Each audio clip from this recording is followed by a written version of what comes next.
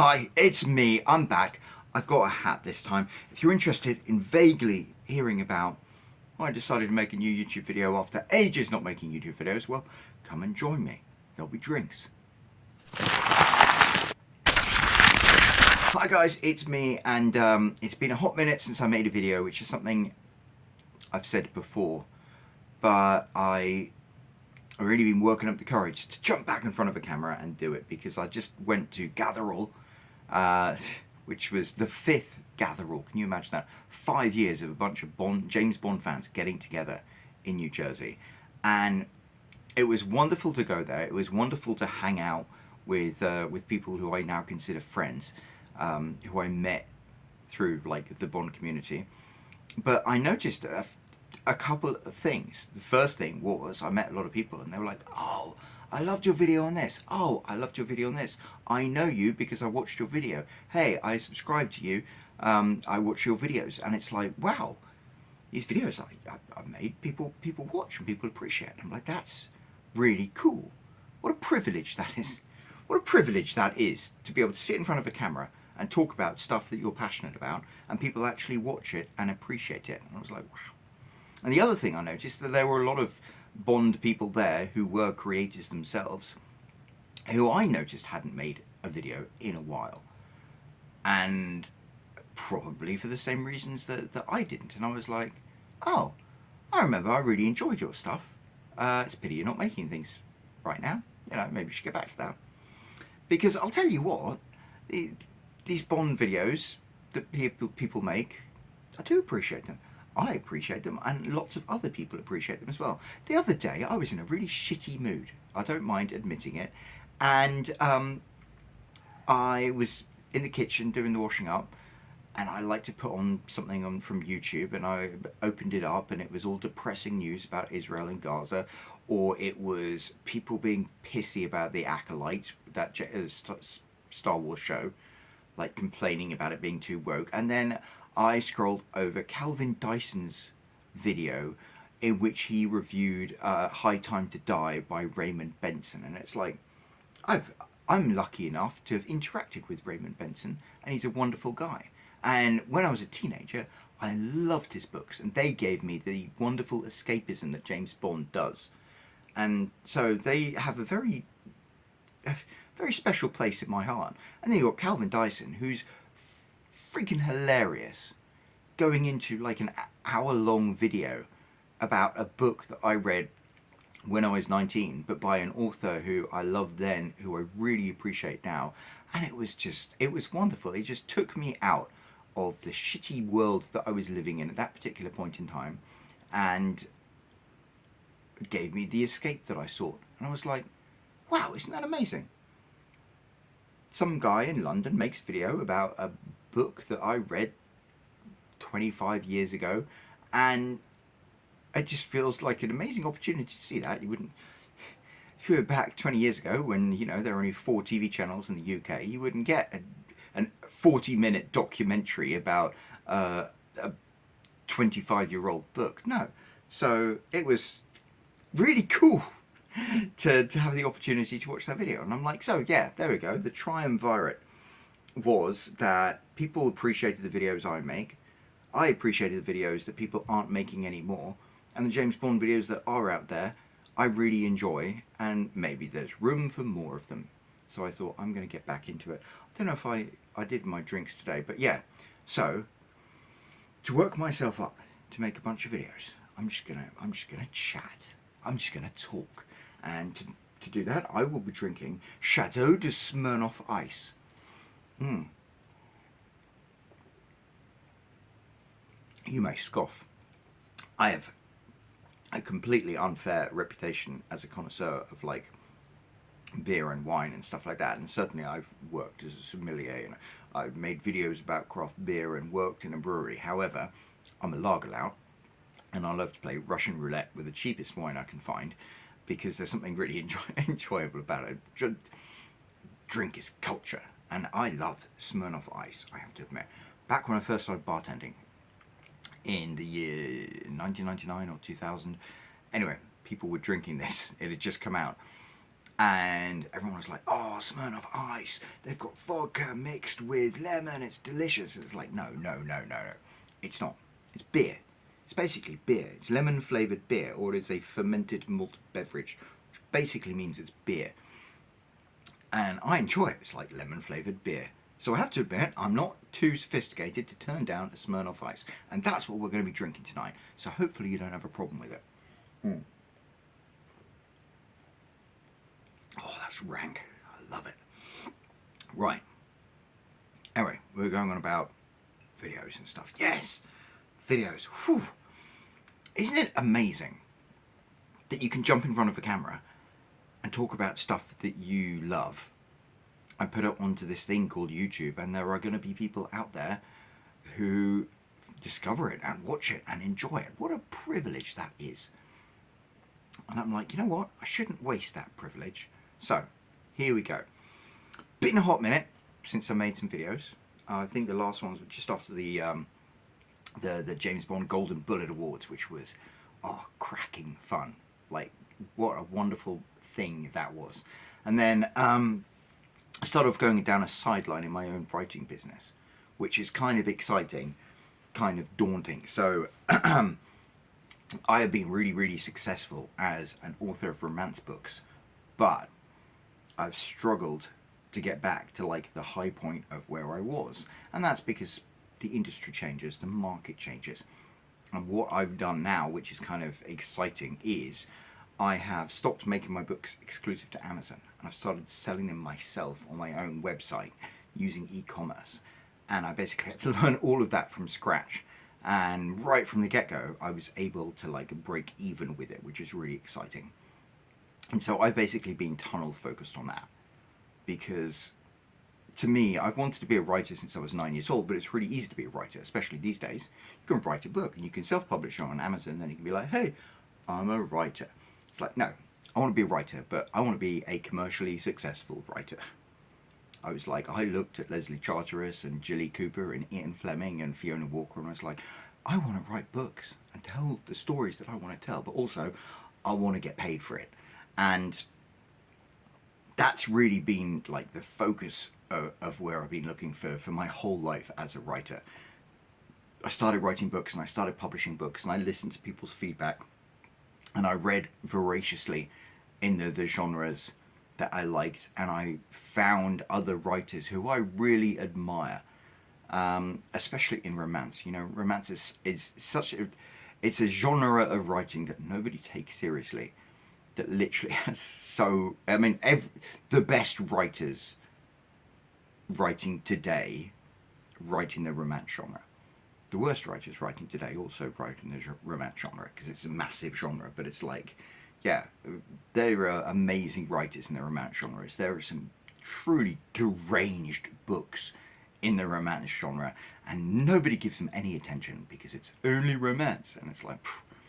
But yeah, I respect the romance genre, and I started telling the stories I wanted to tell in the format of a romance book, and I did so by studying what it is that made the book successful and being able to put my stories in that framework. And I was rewarded with the privilege of selling tens of thousands of copies of my books, over 70,000 copies of them. I've reached over 600,000 people. They've downloaded my books. I've, made over $300,000 at this point in writing and self-publishing, which is great, and I love that. But I want more, and especially I want more because I was at that really successful level, and it kind of dipped off for various reasons, and I'm like, there's no reason why I can't be back there. And that's what I've been working for since I was 9 years old. That is my life's purpose, is to be a commercially successful writer. I want to be one of those douchey dickheads who's the main character in a Stephen King book, driving some douchey car, living in a house in the forest somewhere, and writing books, and I don't know, having a midlife crisis. That's me. That's my goal, and I know I can get there. But to be successful these days, you have to be a really good writer, or at least good enough writer, and I'm a good enough writer. And then you need to learn how to market and sell your books. And I'm really quite clever. you know, I wouldn't say I'm like super intelligent or anything like that. I don't think I'm more intelligent than anyone else, but I'm quite clever and I'm quite good at figuring stuff out. And I've been really successful at like figuring out how to use e-commerce to sell my books. And because my books I know are good enough to sell because I've sold so many of them before, I can figure that out. And that's what I've been working on for like the last 6 months with a kind of like laser focus. I'm like, how am I going to make an e-commerce machine that sells my books and gives me the financial freedom to then continue pursuing my writing career in the directions I want to go without the pressure of always having to pay your mortgage as a result of it. So yeah, and I was focused on that to the point where I wasn't really making videos. But like, hey, I'm back now, baby. I'm back now, baby, because I'm like at a pause with that. I've got a few things in the works, and I thought, in the meantime, what can you do? And as a creative person, what you can do is create. And creating is the route to being successful when it comes to anything. You know, if you want to be a successful writer, learn how to write half-decent books and then write a half-decent book every 3 months. And that is a career. That's a 6-figure career on Amazon if you can figure out how to write a decent book that people actually want to buy. And in terms of YouTube and stuff, consistency is the key. There are really successful people on YouTube making videos about really weird, obscure things, and they are successful because they put in the work. Something that I've really been thinking a lot about. I like watching a lot of gun videos on YouTube. This guy Ian McCullum, who has a YouTube channel called Forgotten Weapons, and basically he is able now, thanks to his YouTube channel and his Patreon subscribers and stuff, to fly around the world and go to museums in different countries, you know, Czechoslovakia, the Royal Armouries in Leeds in England, all the different music in Australia. I think he went to one, and just talk about, make a 10-minute video about a particular gun in their collection, and people watch them and they find them fascinating. I mean, isn't that a great life to have? And the reason he's able to do that is because he's been making videos about obscure guns for like 12 or 13 years. And for years and years and years and years and years, he didn't really see any reward for that. Well, I don't know. This is my understanding of his journey. Didn't see any rewards from that, but he kept on making them because he was passionate about those videos. And then at some point, he reached like critical mass in terms of the subscribers he got, and in terms of the people watching his videos and other things, and was then able to turn that into his lifestyle. And every single time he releases a video about some obscure gun that was used in some obscure war that I didn't know anything about, and he explains it in that really nice, smart, educated, entertaining way, it gives me pleasure. And so it's like, isn't it great that he gets to pursue his passion in life, and he gives tens of thousands of people, hundreds of thousands of people pleasure watching his videos? That's perfect. That's what it's all about. And in the Bond community, let's be honest, you know, the biggest name in town in the Bond community is David Zaritsky from the Bond Experience. And why is he successful? I mean, clearly he's a very smart, very erudite man who makes very entertaining videos, but also he works bloody hard at it. Bloody hard at it. Putting out a video pretty much every single day. And they're all entertaining videos and we enjoy them, and that's it. You just do the consistency, and that's what differentiates successful people from unsuccessful people. It pretty much is just the consistency, putting in the work. And when I was at Gatherall, one of the things that I was really humbled by, I came there and I brought my camera because I was like, oh, you know, I'll take some pictures, I'll be useful, I'll contribute. And in this day and age, anybody with an iPhone can take a much better picture than I can with my DSLR.